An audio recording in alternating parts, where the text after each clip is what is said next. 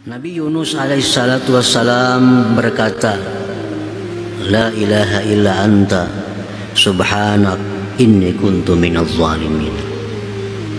Bahwasanya aku sesungguhnya termasuk orang yang zalim. Nabi ini, Nabi Yunus, beliau menganggap diri sidin itu orang yang zalim. Padahal sidin cuma satu kali berbuat hal yang tidak patut, yaitu meninggalkan kampung tanpa seizin Allah Subhanahu wa ta'ala. Itu aja. Beliau merasa bahwa beliau sudah masuk dalam golongan orang-orang yang zalim. Dan Allah menyelamatkan Nabi Yunus ini berkat pengakuan sidin sebagai orang zalim itu. Allah suka kalau kita mengaku, ya Allah hamba ini orang zalim, nah. Ya Allah hamba ini orang fasik. Tuhan ketujuh. Daripada mengaku, ya Allah hamba banyak berbuat taat kepada Engkau, Tuhan kata ketujuh kayak itu. Tuhan kata ketujuh, kita merasa bahwa ya Allah hamba banyak berzikir kepada Engkau, hamba banyak bersedekah, Tuhan kata ketujuh. Tuhan itu ketujuhnya bahwa kita merasa diri kita ini orang yang zalim, kita orang yang hina, kita orang yang banyak dosa. Itu yang disukai Allah daripada diri kita ini, pengakuan-pengakuan semacam itu.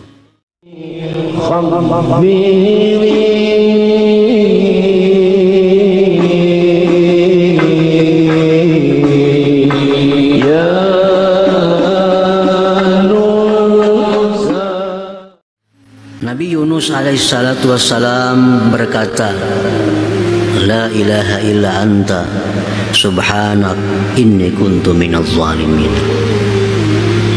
Nabi Yunus mengakui,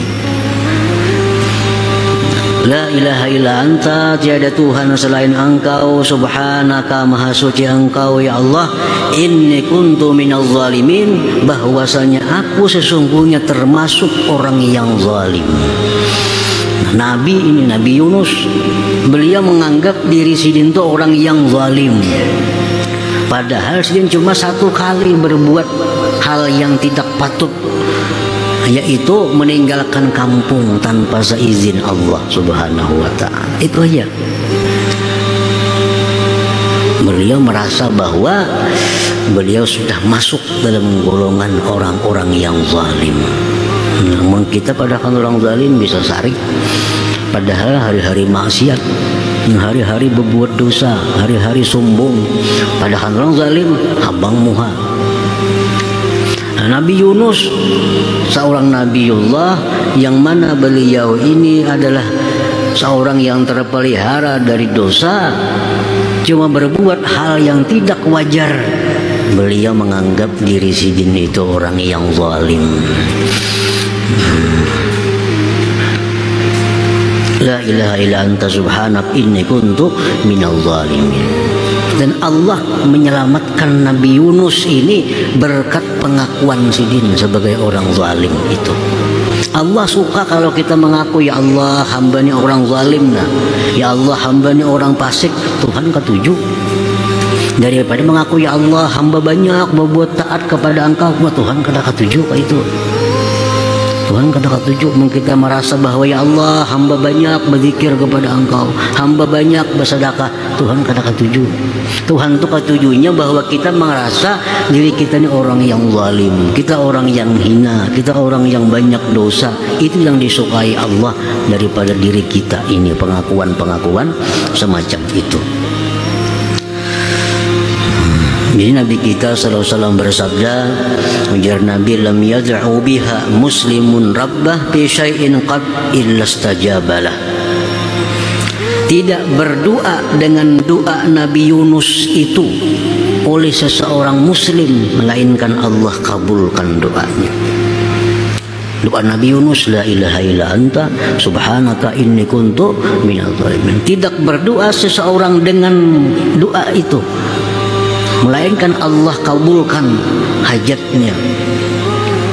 Contohnya misal, kita sebelum berdoa baca dulu la ilaha illa anta subhanaka inni kuntu minaz zalimin. Baca beberapa kali, arti pahami bujur-bujur la ilaha illa anta subhanaka inni kuntu minaz zalimin. Berdoa kepada Allah habis itu.